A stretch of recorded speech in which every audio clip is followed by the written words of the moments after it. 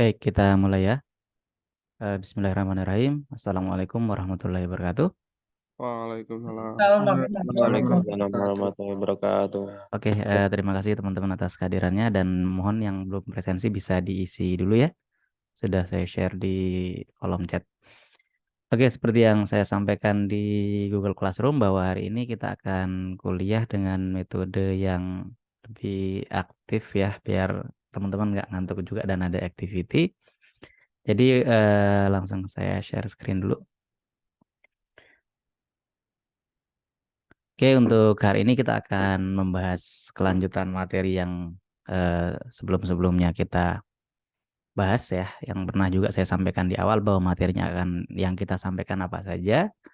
Jadi untuk hari ini kita akan membahas materi tentang etika di dalam pengembangan perangkat lunak ya. Ini saya yakin akan sangat relate banget dengan apa-apa yang teman-teman nanti akan ikuti di perkuliahan-perkuliahan selanjutnya atau mungkin di perkuliahan-perkuliahan yang pernah dilaksanakan gitu ya.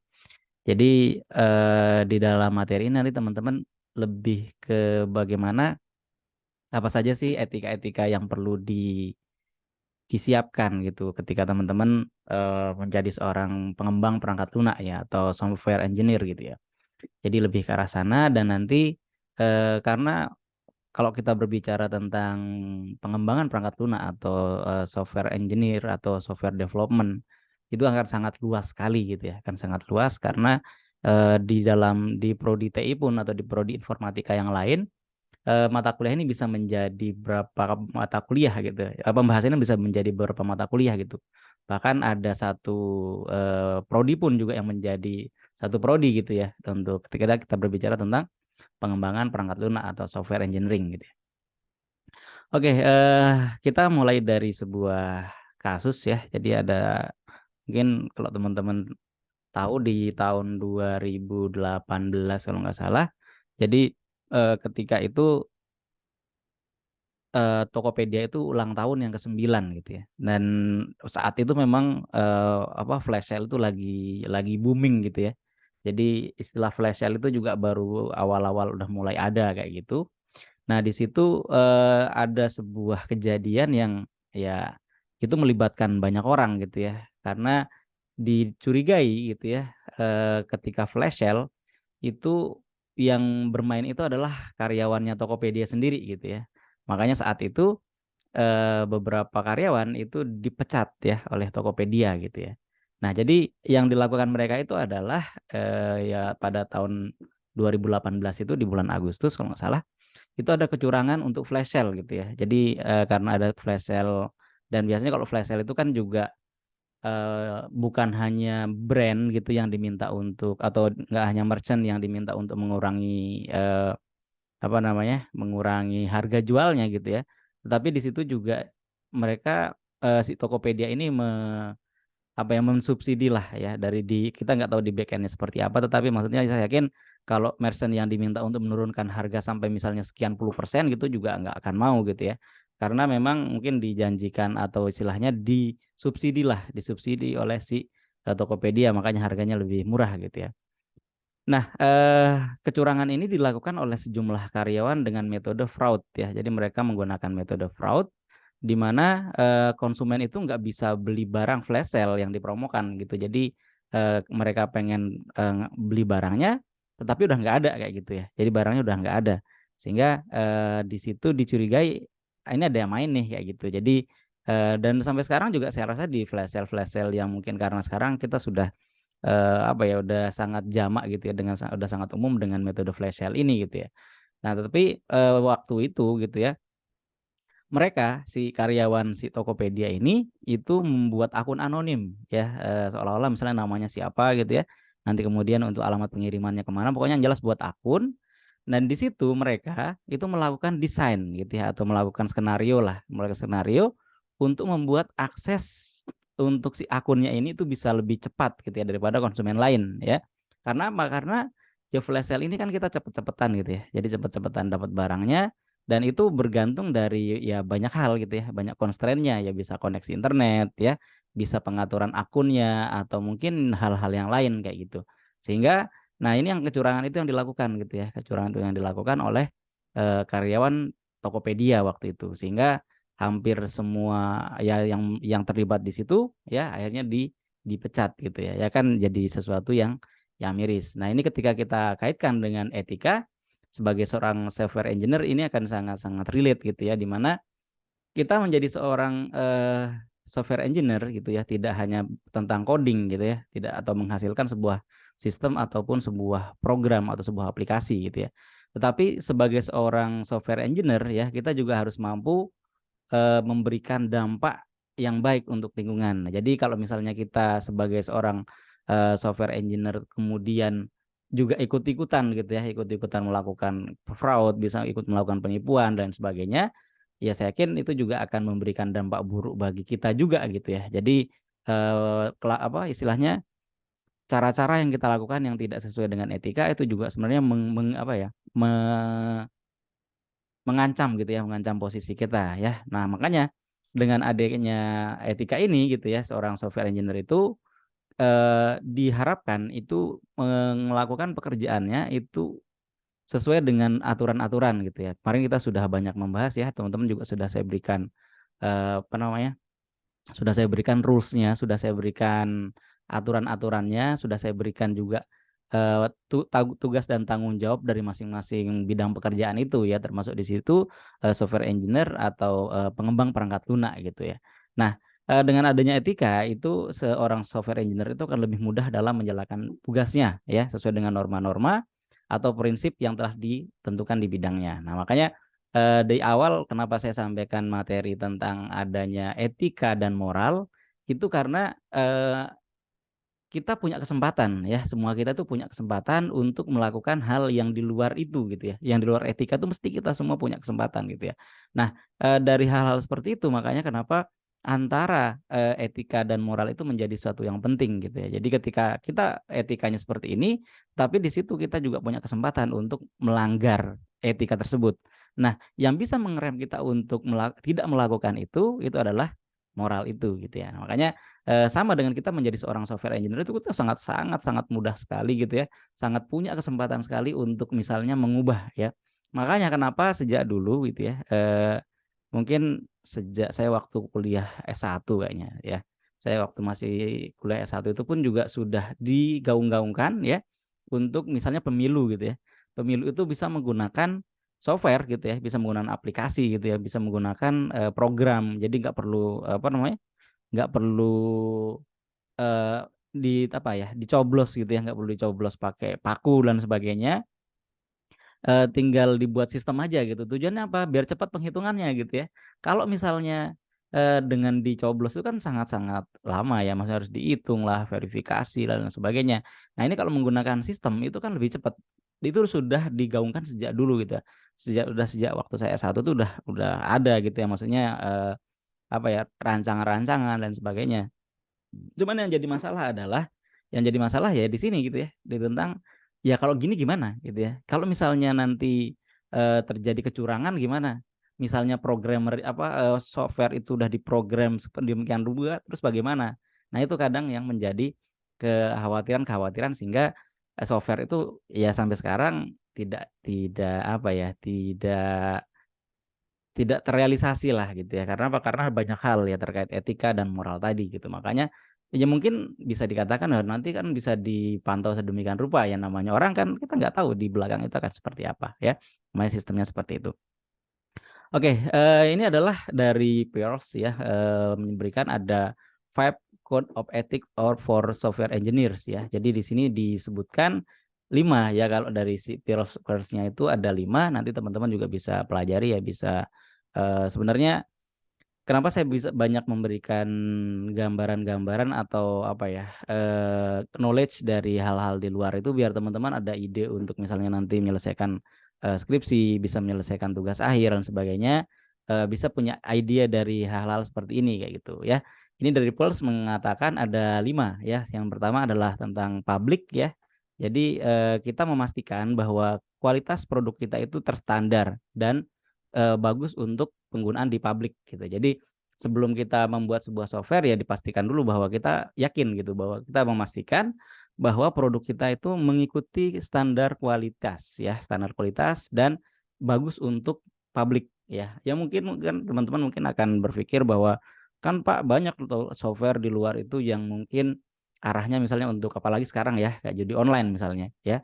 Ya saya yakin yang di belakangnya itu siapa ya software engineer gitu ya. Di belakang judi online itu ya software engineer nggak mungkin bukan gitu ya, nggak mungkin penipu yang belajar komputer ya mereka sampai di mana gitu loh belajarnya. Tapi kan mereka juga mengajak software engineer yang mau gitu ya, yang mau untuk bahwa oh ini bisa Pak di setting seperti ini bisa gitu. Itu bisa semua gitu ya. Tapi apakah kita ingin melakukan itu gitu. Nah, itu yang jadi masalah. Makanya ketika teman-teman nanti menjadi seorang software engineer, saya pastikan ya bahwa ini mengikuti standar kualitas yang ada kayak gitu, standar hukum yang ada gitu ya, dan bagus untuk dikonsumsi atau digunakan oleh publik gitu ya. Kemudian yang kedua tentang kolega gitu ya, kolega atau teman gitu ya, atau tim ya. Ya kalau teman nanti menjadi seorang software engineers, di koleganya itu ya harus menjadi orang yang fair dan suportif gitu ya, untuk seluruh jadi anggota timnya. Ya jadi jangan karena timnya, oh ini tim saya itu yang menemukan idenya gitu ya, dan pengen nggak kelihatan si orang itu gitu ya, kemudian wah, mengakui bahwa ini hasil pekerjaan saya atau mungkin yang lain sebagainya, ya kita harus suportif gitu ya. Misalnya yang istilahnya bisa solve the problem itu adalah temannya kalian, ya udah bisa mengakui mereka yang melakukan itu gitu ya. Kemudian yang ketiga tentang judgement ya, karena di sini urusannya dengan hukum dan sebagainya, ya kita bisa memaintain integritas dan profesional objektif kita di semua bagian ya. Nah, makanya kenapa nanti yang di bagiannya itu yang saya ambil hanya satu bagian ya, karena dalam pengembangan software itu ada stage-nya ada sangat banyak gitu ya, makanya nyebutinya bukan pembuatan software gitu ya, tapi pengembangan ya. Jadi makanya kenapa yang muncul itu adalah namanya software development gitu, jadi bukan making of software gitu, bukan. Jadi yang ada itu adalah development-nya atau pengembangan. Nah, jadi bagaimana kita memaintain integritas dan professional objectivity kita itu di semua stage ya, di semua bagian dari pengembangan software itu harus ada gitu ya. Kemudian self ya, kita berpartisipasi kita sebagai seorang diri kita gitu ya, atau seorang misalnya saya seorang Murhadi misalnya seperti itu, ya seorang personal personal kita ya, itu pastikan bahwa kita berpartisipasi di dalam kegiatan long life learning ya. Jadi misalnya kalian ikut komunitas gitu ya, sharing knowledge di situ, kemudian ikut di asosiasi-asosiasi, ini penting gitu ya. Karena apa? Karena ya setelah misalnya teman-teman udah lulus kuliah nih, ya udah lulus kuliah. Nah, ini juga penting ya, penting untuk kita berpartisipasi, untuk belajar bersama ya, untuk bisa istilahnya kalau di dunia pendidikan itu disebut sebagai long life learning. Jadi kita belajar sepanjang hayat kayak gitu ya. Di sana kita bisa share knowledge kita ya, knowledge kita bisa di-share di sana. Atau kita juga bisa menjadi salah satu bagian untuk kita mengkampanyekan gitu ya, atau mempromot ya, atau istilahnya memberikan gambaran atau memberikan knowledge orang bahwa bagaimana etika itu dipraktekkan gitu ya. Jadi bagaimana sebuah etika itu bisa dilaksanakan seperti apa gitu ya. Makanya kalau teman-teman misalnya juga lihat ada beberapa yang kadang nantangi ya, dalam tanda kutip, untuk yang misalnya ngirim-ngirim APK gitu, itu kadang ada yang minta, "Udah kalau ada APK-nya kirimin ke saya aja, nanti biar saya buka datanya, kemudian servernya mereka saya kirimi gambar yang nggak senonoh," kayak kayak gitu ya. Nah, itu sebenarnya cuman untuk ya mbales si pelakunya kayak gitu. Kemudian yang kelima, klien. Nah, ini juga penting karena teman-teman ketika berbicara tentang software engineer ya tetap klien ini yang menjadi utama. Kalau misalnya nggak ada kliennya, mau bikin buat siapa ya? Dipastikan di situ bahwa semua yang terkait dengan batasan-batasannya itu harus kita perhatikan ya. Jadi nggak semuanya tentang klien itu bisa kita minta datanya semuanya, atau yang lain itu ya ditutupi lah, maksudnya untuk kerahasiaan data dan sebagainya. Kerahasiaan data klien bisa kita yang nggak boleh diungkap gitu ya, nggak boleh diungkap ke publik gitu ya. Jadi harus ada limitasi-limitasi atau pembatasan akses kita kayak gitu, meskipun ya kalau secara kemungkinan ya kita bisa akses gitu ya. Sama dengan misalnya email kampus misalnya. Email kampus itu saya punya aksesnya ya. Saya punya akses email kampus, saya bisa masuk, tetapi apakah kemudian saya melakukan apa istilahnya kemudian memanfaatkan itu? Ya enggak juga kayak gitu ya. Jadi harus ada limitasinya. Saya sebagai dosen atau sebagai yang diminta untuk mengerjakan sesuatu ya saya kerjakan sesuai yang ada aja. Sisanya buat itu terkait privasi orang kayak gitu ya. Oke, ini beberapa etika kalau misalnya teman-teman baca di ICM ya, di Asosiasi Komputer Machinery ya, itu mengatakan untuk beberapa etika tentang SE ya atau software engineer itu berkontribusi kepada masyarakat dan kesejahteraan tadi sudah kita mention. Kemudian dan mengakui bahwa semua orang adalah pemangku kepentingan dalam sebuah komputasi ya. Jadi semua orang punya kewajiban gitu, kewajiban yang sama. Kemudian yang kedua menghindari bahaya ya. Jadi software itu pastikan bahwa itu aman ya, aman ke publik tadi sudah kita sebut juga. Nah, pasti ya yang jelas jujur dan terpercaya. Jadi pastikan bahwa teman-teman memiliki sikap jujur dan percaya bahwa dan bisa dipercaya gitu ya bahwa teman-teman bisa melakukan ini, bisa menjaga rahasianya dan lain sebagainya ya. Kemudian yang keempat bersikap adil dan dalam mengambil tindakan dan tidak melakukan diskriminasi ya. Jadi ini juga di sini ada beberapa teman-teman yang disabilitas ini juga harapannya bisa mengkampanyekan itu gitu ya, mengkampanyekan tentang bahwa software engineer ini harus bisa digunakan oleh semua orang gitu ya.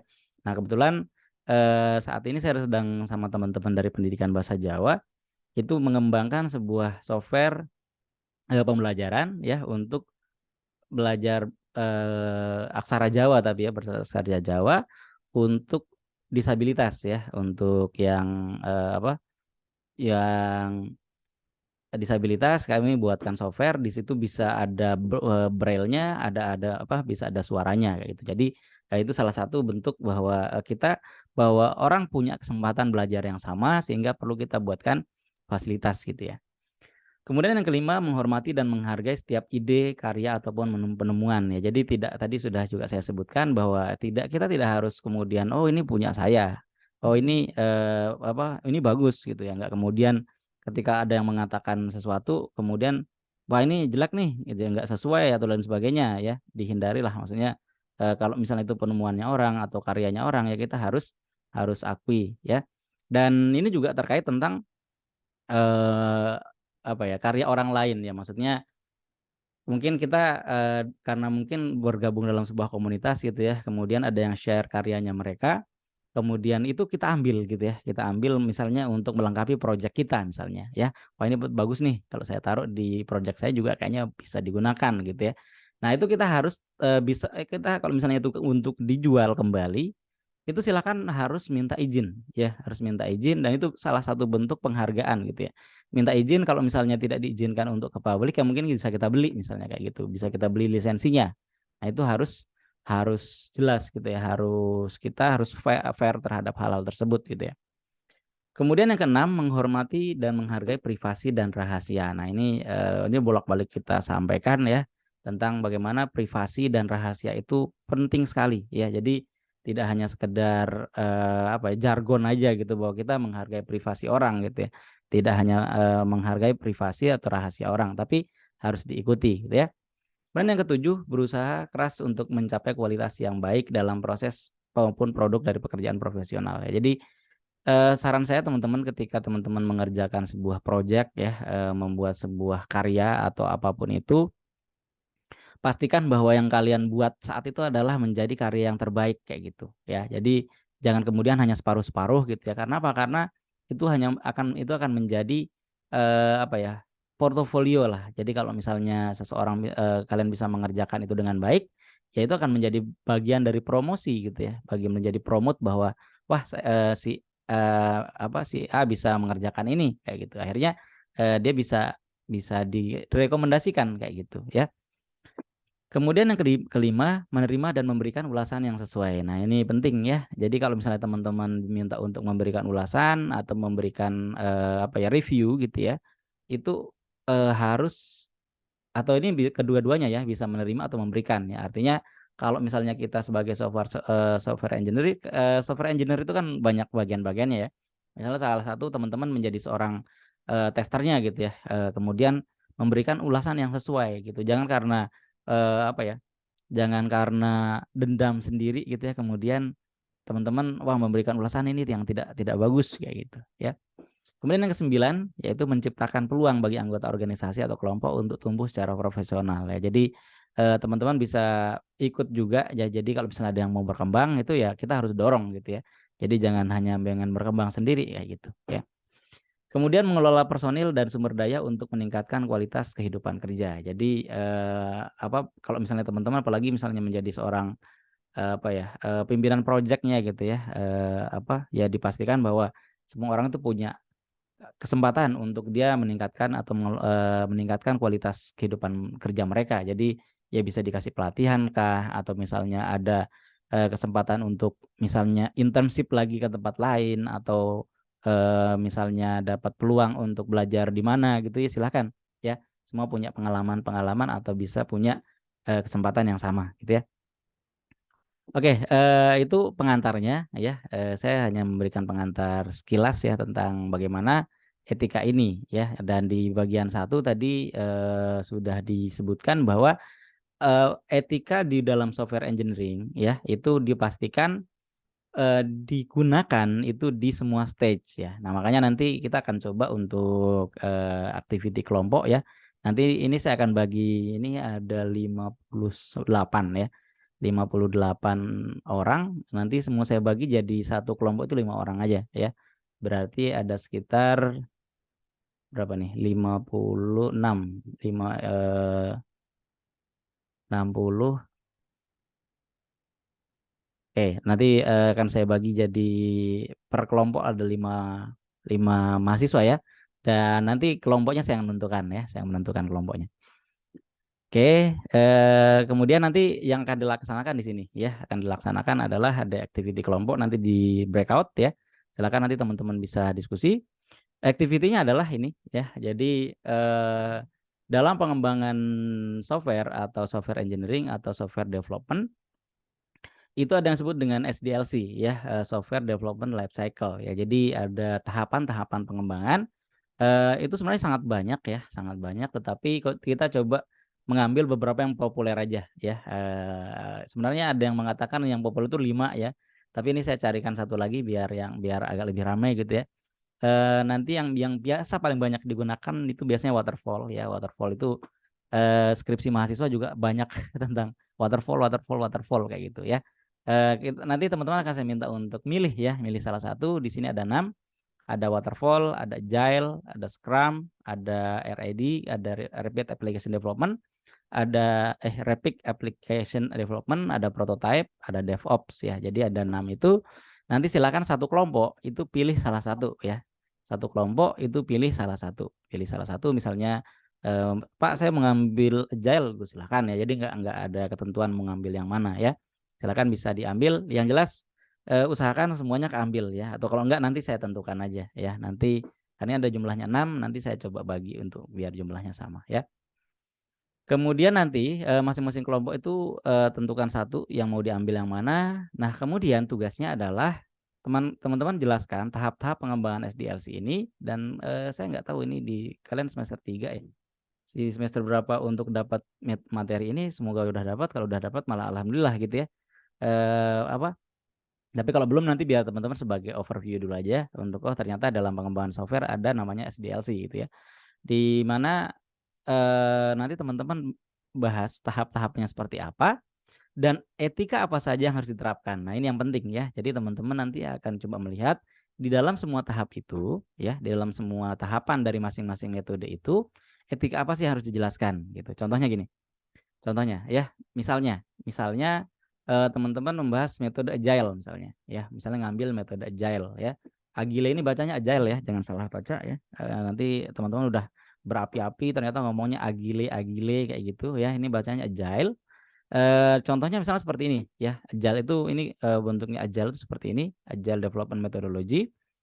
Metode agile itu di situ ada berapa tahap ya. Ada brainstorm, ada design, ada development, ada quality assurance, kemudian ada deployment.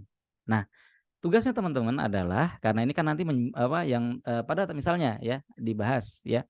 pada tahap brainstorming ya teman-teman bisa jelaskan brainstorming di sini tuh ngapain sih kayak gitu ya. Apa saja yang dilakukan di brainstorming itu, dan di tahap brainstorming itu apa etika yang perlu diperhatikan ya. Jadi etika yang perlu diperhatikan di tahap brainstorming itu apa gitu ya. Misalnya bla bla bla bla bla. Jadi kalau ketika brainstorming nggak boleh misalnya brainstorming satu kelompok misalnya kayak gitu. Etikanya adalah kita harus menghargai pendapat masing-masing kayak gitu. Nah, dan sebagainya ya. Nah, makanya di sini nanti ada tahap brainstorming. Ini pada tahap brainstorming ngapain saja, kemudian apa yang dilakukan, ya, etikanya apa saja. Kemudian lanjut ya di desain misalnya. Desain itu juga sama. Desain itu yang dikerjakan apa saja, etikanya seperti apa, kayak gitu ya. Kemudian di tahap development itu juga sama ya. Nanti di bagian development ini teman-teman apa sih yang perlu dilakukan? Di situ ada kegiatan misalnya untuk iteration, demo, dan feedback misalnya. Ya, di dalam development itu kita ada iterasi gitu, ada demo, ada feedback. Nah, tadi salah satunya adalah kita harus memberikan memberikan feedback atau umpan balik yang sesuai gitu ya. Jadi jangan karena wah ini teman saya yang mengembangkan nih. Akhirnya terus saya memberikan feedback yang seperti ini misalnya kayak gitu ya. Nah, di sini juga sama, di quality assurance juga kita coba untuk memberikan feedback juga di sana. Dan teman-teman juga harus memberikan informasi-informasi yang sesuai gitu. Kemudian di tahap development deployment ya, di situ ada untuk produk sudah dirilis gitu ya. Nah, di situ untuk technical support-nya seperti apa. Ya, jadi misalnya karena udah masuk di technical support ya kita harus mau ya, harus menerima misalnya ada dari klien ternyata ada yang kurang nih gitu ya. Kemudian kita nggak mau karena males gitu ya, karena wah udah capek misalnya kayak gitu, kemudian nggak mau nggak mau diikutin keinginannya dari keinginan si kliennya. Nah, jadi dengan seperti itu ya. Jadi nanti di tahap-tahap ini etika apa saja ya di tahap brainstorming, di tahap desain, di tahap development, di tahap quality assurance, di tahap deployment itu etika apa saja yang perlu diperhatikan di sana gitu ya. Nah, itu yang dilakukan. Nah, nanti teknisnya seperti apa? Nah, ini maksimal 5 mahasiswa ya. Salah satu nanti sebagai koordinatornya. Nah, buat laporan kalian dalam bentuk slide presentasi dan nanti untuk diskusinya nggak lama ya. 15 menit aja, jangan terlalu lama ya. Waktu mulai diskusinya ya. Nanti ini kan saya belum bagi kelompoknya juga ya. Itu yang dilakukan ya, nanti bisa bisa gampang lah, nanti kita akan pindah ke breakout ya. Oke, sebelum sana, misalnya ada pertanyaan silakan.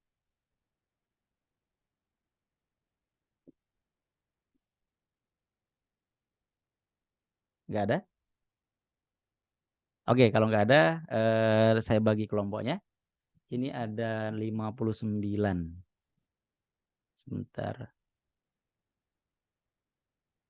59. Mana tadi kalkulator saya? 5, anggap aja 60 ya. 60 bagi 5. Ada 12, berarti nanti ini akan saya bagi menjadi 12 kelompok ya. Karena ini kan maksimal 5 ya. Bagi 12, sebentar saya bagi di sini aja. Ini yang hadir ya, makanya bagi yang belum hadir silahkan bisa diisi. Ini saya isi 1, 2, 3, 4, 5, 6, 7, 8, 9, 10, 11, 12 ya. Ada 12, ini saya copy aja. Kemudian saya paste, kemudian saya paste, kemudian saya paste. Kemudian ini benar nggak sih? Oh ya benar. Sebentar, ini metodenya udah benar belum?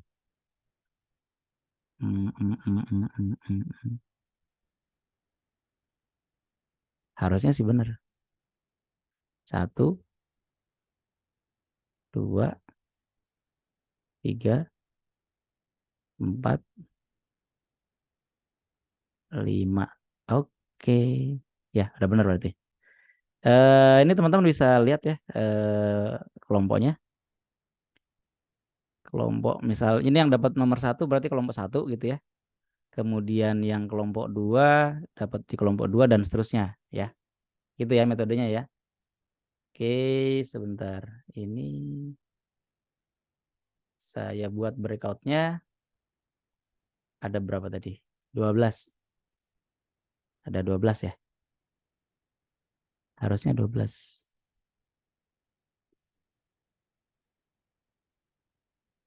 Let participant choose room. Oke. Open all room. Oke, bisa dilihat ya kelompok-kelompoknya. Silakan bisa masuk ke kelompoknya masing-masing. Pembagiannya di sini. Ini mungkin saya share di mana ya? Oke, gini. Saya share biar teman-teman bisa lihat ya. Ini one with viewer aja. Oke, saya copy linknya. Kalau misalnya yang bingung, maksudnya yang bingung linknya gitu ya, ini saya kopikan biar teman-teman bisa lihat saya di kelompok berapa ya. Yang mulai setelah garis yang biru ya, garis yang biru itu sudah saya share di chat ya. Saya share di chat kelompoknya yang mana aja.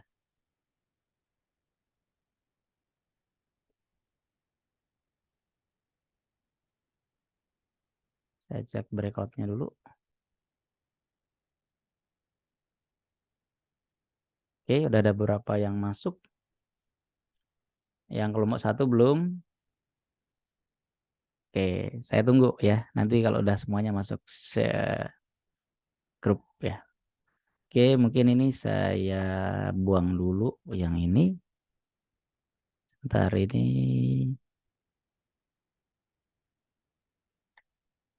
Saya copy ke sini aja deh. Terus ini saya short. Tuh, 2, 3, 4, 5. Oke, pas.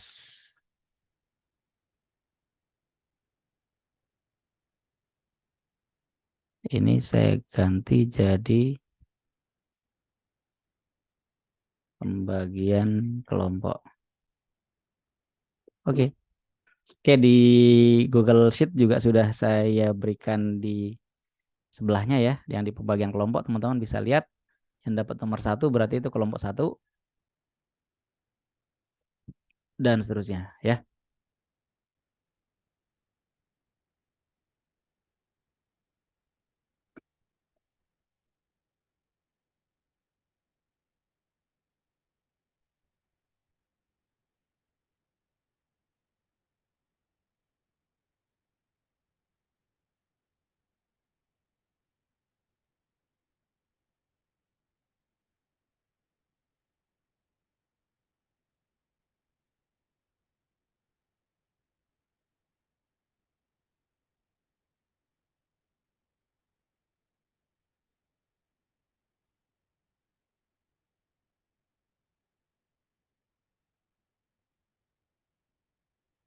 Oke, nggak perlu saya share ya, udah nggak perlu saya share, udah saya nggak perlu saya share screen maksudnya.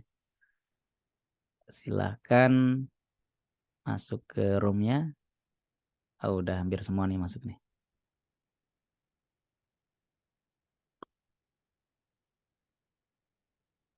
1, 2, 3, 4, 5. 1, 2, 3, 4, 5. Oke. Sip.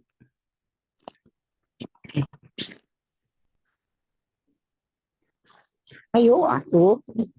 Ada nih. Ini kelompok 4 kok banyak banget. 1, 2, 3, 4.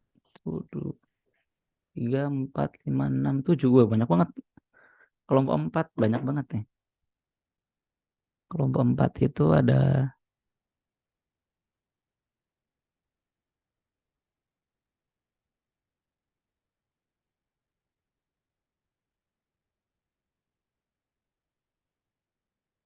kelompok 12. Ini 4 udah benar. Ini ada yang salah.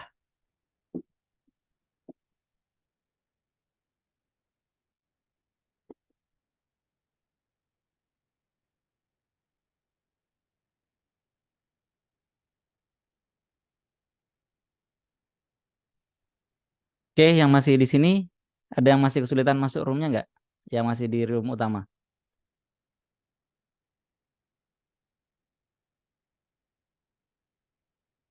Mbak Astri, kelompok berapa Mbak?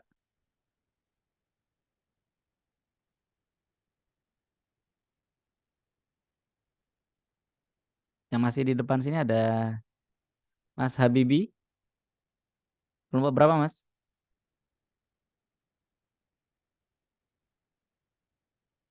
Gimana Pak? Kelompok berapa? Gimana? Belum Kak buka Pak. Buka Pak. Mereka pengen ngelak Pak.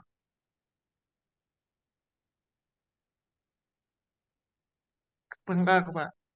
Mas Habibi itu kelompok 6 ya. Kelompok 6, saya bawa ke 6 ya Oh, Mas ya. Saya taruh oh 6. kelompok 6. Mbak Astri.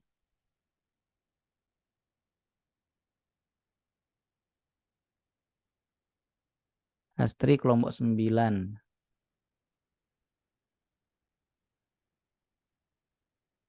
Alegi.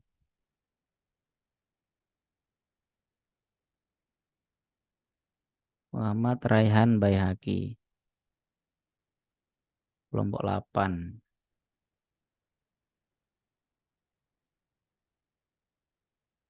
Alegi.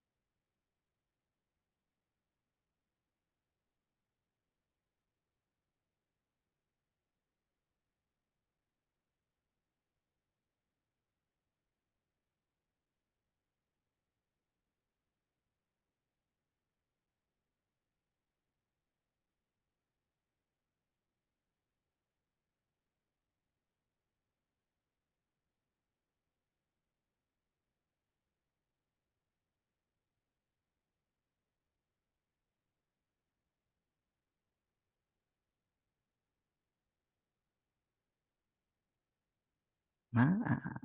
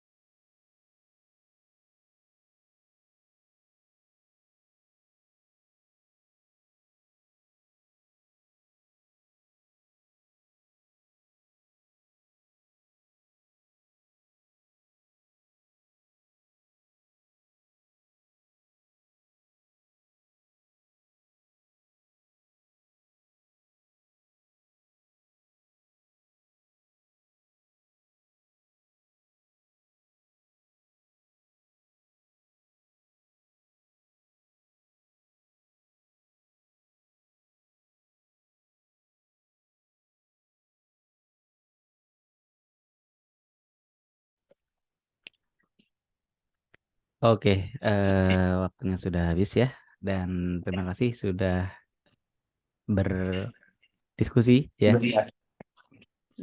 Untuk selanjutnya saya akan minta teman-teman salah satu anggota kelompok untuk bisa, kalau misalnya nggak bisa presentasi ya bisa menyampaikan aja. Tapi kalau misalnya kayak kemarin ada yang mau presentasi, silakan ya. Kalau misalnya ada yang mau, Pak, saya mau share screen gitu. Ini sudah saya buka share screen-nya untuk kalau misalnya ada yang mau share screen. Oke, ini sudah saya record untuk anggota kelompoknya ya. Ternyata tadi di room 1 tuh ada banyak orang ya, ada 7 orang. Room 2 ada 3 orang, ada 6 orang, malah room 3 cuma 3 orang ya. Room 4 lebih banyak lagi. Di sini ada 8 orang. Room 5 ada 5 orang dan seterusnya. Yang sedikit itu hanya room 8 dan room 11 dan 12. Oke, nggak apa-apa. Nanti silakan bisa dikerjakan sesuai yang di room aja, nggak apa-apa. Oke, silakan yang mau presentasi kelompok 1, 2, 3, 4, 5 sampai 12, silakan.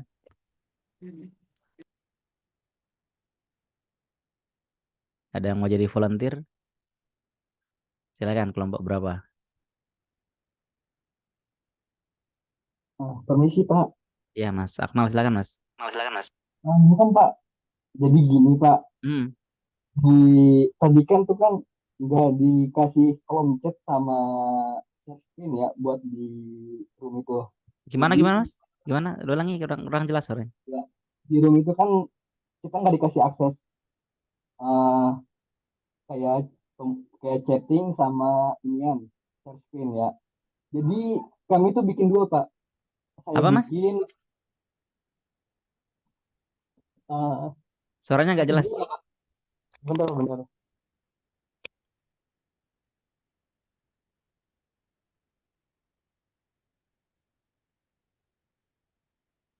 Gimana, Mas?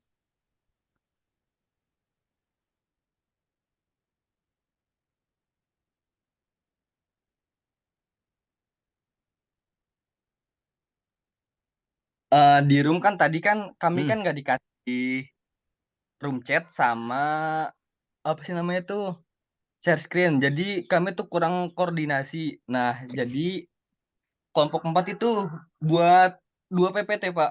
Oh gitu, nggak apa-apa, Mas. Nggak apa-apa. Jadi Nggak mau apa-apa. nampilin gimana, Pak? Dua-duanya kah, Pak? Dua-duanya boleh, nggak apa-apa. Nanti tinggal itu kan tadi yang di room 4 itu ada 8 orang ya, Mas. Iya. Ya nanti nggak apa-apa, tinggal dibagi 4-4 itu nggak apa-apa, Pak. Oke, siap, Pak. Nah, aman-aman. Ya udah Mau saya, Pak. presentasi siapa? Silakan. Mas Akmal. Ya, Ya, monggo, Mas.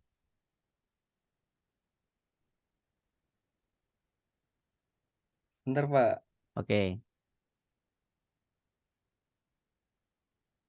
Sudah muncul, Pak? Sudah.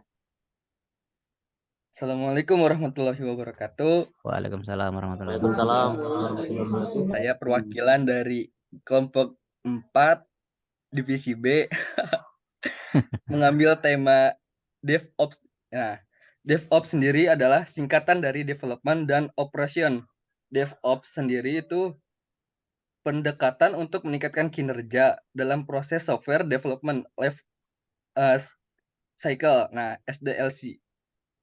Nah, DevOps itu dapat dianggap sebagai siklus tak berujung yang terdiri dari langkah-langkah berikut perencanaan kode-kode bangunan dan uji coba. Nah, langsung masuk aja ke developernya. Jadi kerja developer di sini itu adalah ada analisis, perencanaan, dan desain. Nah, analisis sendiri itu developer bekerja sama dengan stakeholder untuk memahami kebutuhan bisnis dan teknis yang harus dicapai melalui perangkat lunak yang akan dikembangkan.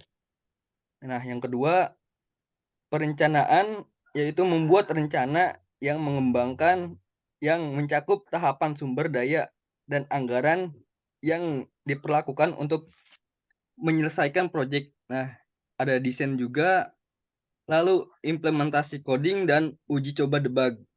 Itu di development. Lalu di operasionnya itu ada implementasi, lalu ada monitoring dan pengalaman kinerja dan keamanan. Untuk keamanan ini bertanggung jawab untuk mengamankan sistem dan data termasuk mengelola izin, akses, enkripsi, dan deteksi instruksi untuk melindungi aplikasi dan ancaman keamanan. Jadi kayak buat ngamenin dari berbagai serangan gitu. Lalu etikanya yang pertama itu ada transparansi udah pasti, yaitu keterbukaan informasi dan memberikan informasi yang jujur dan transparan kepada semua pihak terkait proyek.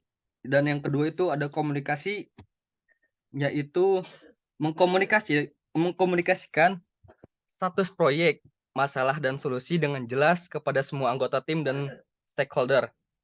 Yang kedua, kerjasama dan teamwork, itu udah pasti, yaitu kerjasama secara efektif dengan anggota tim pengembangan dan operasi, serta berbagi pengetahuan dan keterampilan.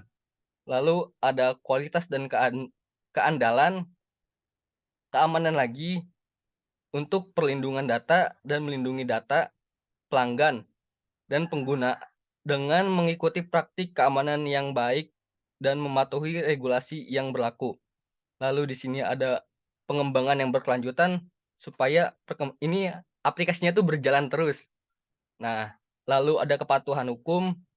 Jadi nggak cuman yang lain-lain seperti tadi dijelaskan oleh Pak Mur, kepatuhan hukum itu juga ada. Nah, ini apa sih referensi-referensi yang saya ambil.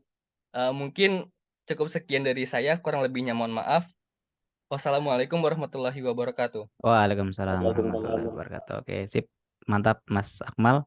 Mungkin nanti bisa diperbaiki lagi ya untuk seperti yang tadi mungkin untuk instruksinya itu adalah nanti karena tadi ini masih untuk etikanya masih nyebar secara keseluruhan ya, secara general.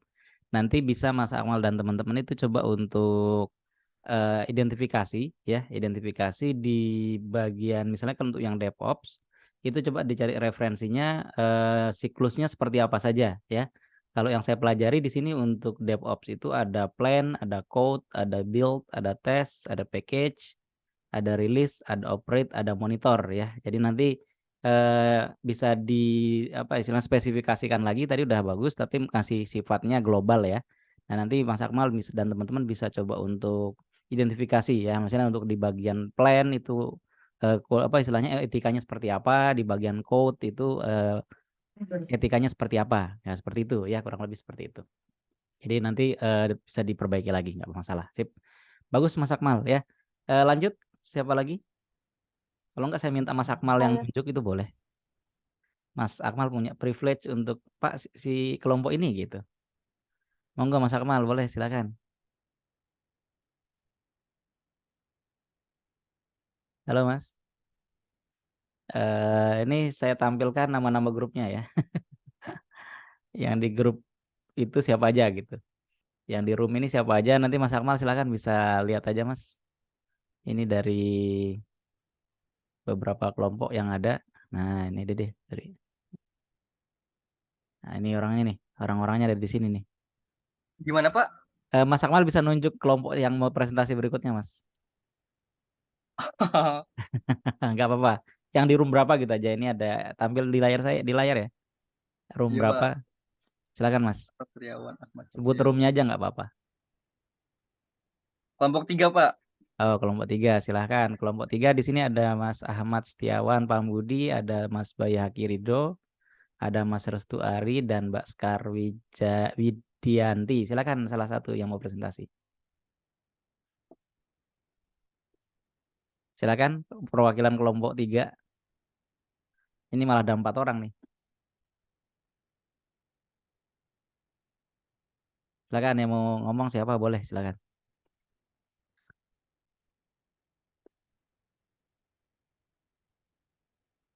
Tadi koordinatornya siapa? Kelompok 4. Nggak tahu. Halo? Mas Ahmad Setiawan Pambudi mana?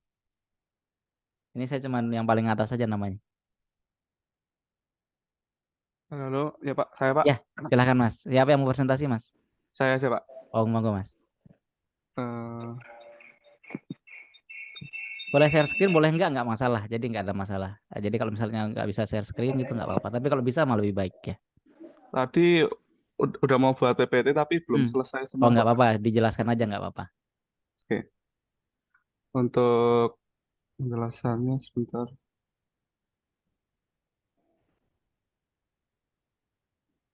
Oke, Bismillahirrahmanirrahim. Assalamualaikum warahmatullahi wabarakatuh. Waalaikumsalam warahmatullahi Waalaikumsalam wabarakatuh. warahmatullahi wabarakatuh. Kelompok kami Waalaikumsalam. mengambil tentang SDLC metode prototype, Pak.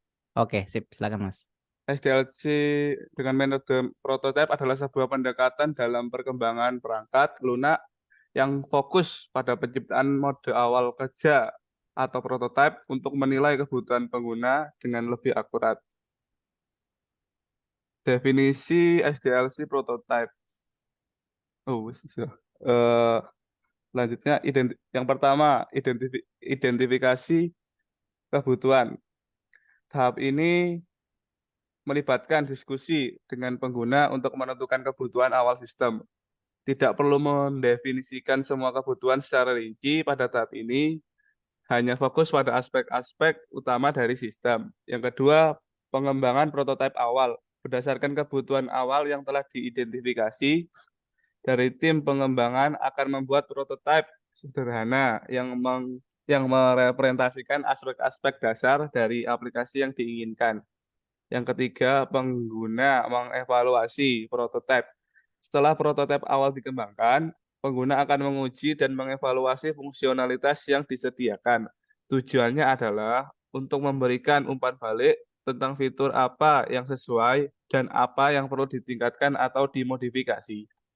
Yang keempat, penyempurnaan prototipe. Berdasarkan feedback dari pengguna, prototipe disempurnakan dan penyesuaian dilakukan. Proses ini mungkin diulang beberapa kali sampai mendapatkan kesepakatan antara pengguna dan pengembang mengenai fungsionalitas yang diharapkan. Yang kelima, pengembangan sistem penuh. Setelah prototipe telah disetujui, pengembangan sistem penuh dimulai. Prototipe yang ada dapat digunakan sebagai dasar atau pengembangan mungkin dimulai dari awal, tergantung pada kompleksitas dan kebutuhan proyek. Yang keenam, evaluasi dan implementasi. Sistem yang telah dikembangkan sepenuhnya kemudian dievaluasi dan diimplementasikan untuk penggunaan sebenarnya. Untuk etikanya, yang pertama komunikasi yang jelas. Yang kedua, privasi dan keamanan. Tentang data dan informasi yang digunakan selama pengembangan prototipe. Yang ketiga, kejujuran dan feedback. Yang keempat, penghormatan terhadap waktu. Menggunakan waktu dengan baik. Yang kelima, integritas pengembangan harus menjalankan tugasnya dengan integritas, menjauhkan diri dari tindakan yang dapat merugikan proyek atau klien. Yang keenam, komitmen terhadap kualitas. Sudah, Pak. Oke ya, terima kasih dari kelompok 3 Mas Ahmad Satriawan Pambudi ya. Nanti seperti tadi ya, bisa diperbaiki lagi. Nanti dari untuk metode prototype itu nanti teman-teman cari untuk siklusnya dulu ya seperti apa. Kalau yang saya pelajari di sini untuk yang metode prototype itu ada communication, ada quick planning, ada modeling, di situ ada quick design, kemudian ada construction of prototype, kemudian ada development dan delivery dan feedback ya. Nanti itu akan iterasi terus ya. Jadi sebenarnya semua proses di dalam SDLC itu beriterasi, berproses muter gitu ya. Makanya namanya SDLC ya. Software Development Life Cycle. Jadi siklus hidup ya. Siklus hidup itu kan kita ya sama dengan kita maksudnya hidup gitu ya, dari bangun, terus tidur, kuliah, seterusnya tidur lagi kayak gitu. Nah, jadi prosesnya seperti itu. Nah, nanti untuk etikanya itu bisa di breakdown untuk ke masing-masing tahapan ini gitu ya. Jadi misalnya untuk di communication itu apa aja sih, kemudian etikanya perlu perlu diperhatikan apa saja kayak gitu ya. Oke, Mas Ahmad Satriawan Pambudi punya privilege untuk nunjuk ke tim yang lain, Mas. Silakan, ini saya share anggota-anggotanya. Silakan ditunjuk aja grupnya yang mana gitu, Mas Satriawan. Mas, silakan, Mas. Bisa dilihat di situ dari room 1 sampai 12. Karena sekarang tanggal 30, saya pilih nomor 9, Pak. Room 9, Pak. Apa hubungannya tanggal 30 sama 9? Ada hubungannya. Silakan yang dari room 9 tuh Mbak Astri Julita Kumairo, Mas Hendy Vertino, dan Mas Hans Huawei. Silakan, Mas. Perwakilannya silakan. Baik Pak, mohon maaf, mic di laptop saya rusak. Jika dibaca saja boleh. Oke, monggo Mas. Kelompok 9 memilih LDLC prototype, Pak. Ya, 1 untuk perencanaannya, pada tahap perencanaan yang dilakukan antara lain melakukan identifikasi dan penentuan ruang lingkup pengembangan proyek dan pemilihan aplikasi yang akan dibuat. Etika dalam perencanaan yaitu etika dalam perencanaan pembuatan aplikasi tidak boleh menjiplak aplikasi yang sudah ada dan selalu menerima semua pendapat yang ada.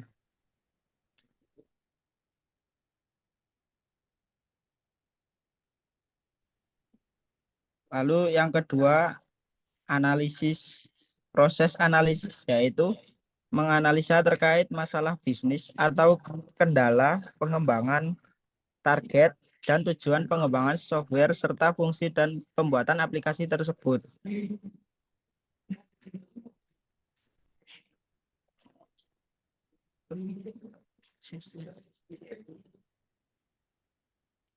terus Mas.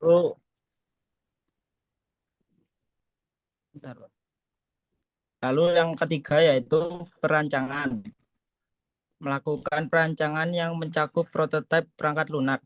Pada tahap ini akan dibahas beberapa hal berikut.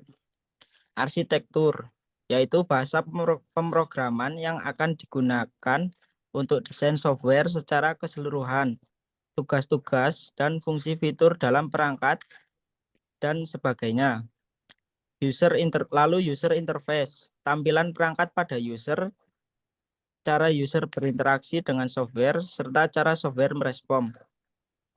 Lalu platform, tempat software dapat dijalankan seperti Android, iOS, Linux, Windows, dan sebagainya.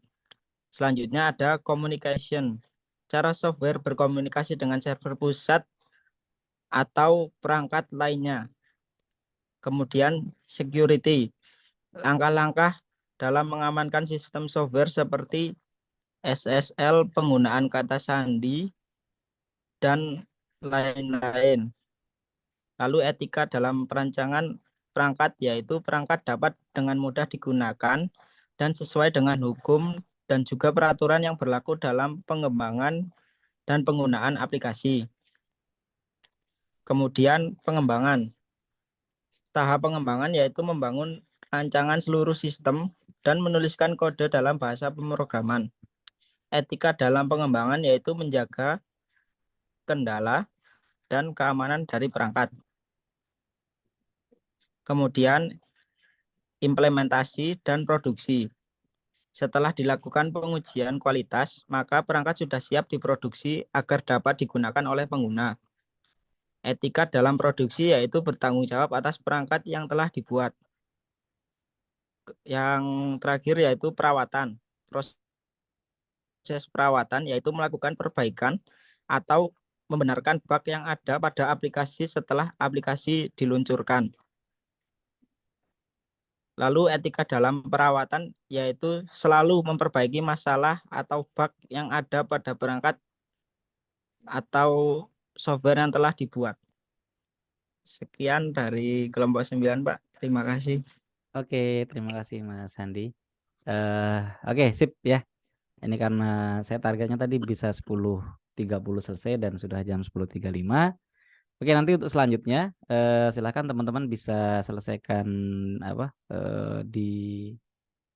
dilengkapi ya. Ini tadi udah di kelompok 9 sudah lebih baik ya, di mana sudah dijelaskan perbagiannya ya. Ini nanti saya ingatkan kembali, tadi ada beberapa kelompok yang masih dibuat secara umum ya.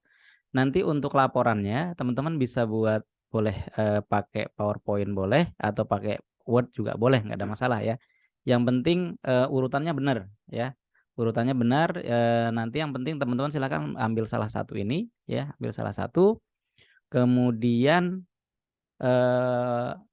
dijelaskan dulu tahapan-tahapannya ya. Jadi tahapan-tahapan di masing-masing SDLC itu apa saja ya. Jadi dijelaskan dulu, misalnya tadi yang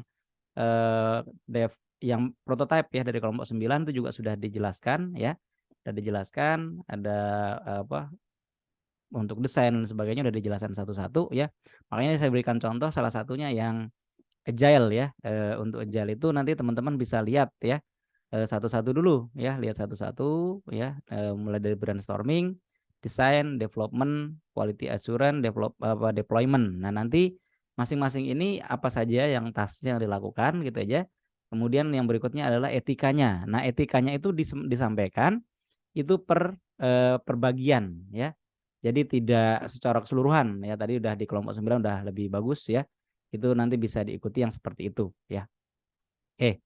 Nah, nanti untuk pengumpulannya ini karena kelasnya kan beda-beda ya di masing-masing kelompok. Kelasnya beda-beda. Nanti di laporannya itu silahkan di halaman depannya itu dikasih kelas berapanya ya. Jadi waktu pengumpulan dikasih itu kelas berapa, dan yang jangan lupa yang mengumpulkan semua. Maksudnya semua anggota kelompok mengumpulkan ya, tidak hanya perwakilan satu kelompok aja. Jadi semua mengumpulkan biar nanti waktu mengoreksi saya lebih mudah gitu ya. Jadi semuanya mengumpulkan. Jadi misalnya ada tadi dari kelas A, ada kelas B, kelas C. Nah, nanti semua mengumpulkan ya. Jadi seperti itu. Oke, nanti silakan bisa diselesaikan, dilanjutkan. Nanti saya berikan tempat untuk pengumpulannya di Google Classroom. Ya. Oke, mungkin itu untuk hari ini. Ada yang mau ditanyakan dulu, silakan. Oh iya Pak, mau kan Pak? Ya, silakan Mas. Batas waktu pengumpulannya sampai Oh, ini nanti karena ini agak lebih kapan panjang, mungkin saya agak lebih lama ya, sampai mungkin, tapi nggak nyampe minggu depan, paling antara pertengahan minggu ini atau weekend paling. Antara paling sampai Jumat kalau nggak salah. Kalau Oh nggak. iya Pak, baik Pak. Baik, Pak. Oke. Makasih. Ya, sama-sama Mas. Ada lagi? Oke, kalau nggak ada, mungkin untuk hari ini itu saja yang bisa saya sampaikan. Terima kasih atas kehadirannya. Saya akhiri. Wassalamualaikum warahmatullahi wabarakatuh. Waalaikumsalam Waalaikumsalam warahmatullahi wabarakatuh. Waalaikumsalam warahmatullahi wabarakatuh. Waalaikumsalam.